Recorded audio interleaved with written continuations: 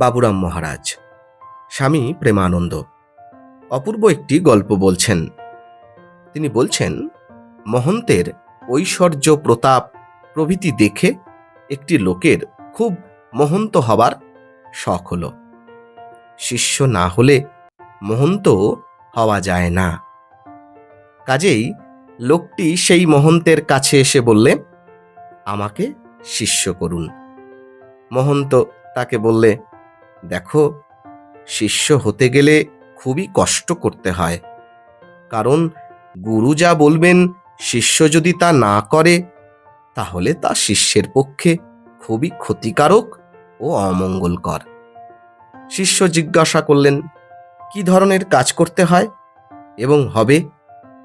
গুরু বললেন, ধরো, তোমাকে যদি বলা হলো আজ রাত্রের মধ্যেই 20 মাইল রাস্তা হেঁটে গিয়ে আবার ফিরে আসতে হবে, এবং ধরো সে রাস্তা অতি দুর্গম, হিংস্র পশুতে ভরা, তবুও তোমাকে গুরুর আদেশ মেনে সেই কাজ করতেই হবে, না হলে তুমি পাতকী হবে।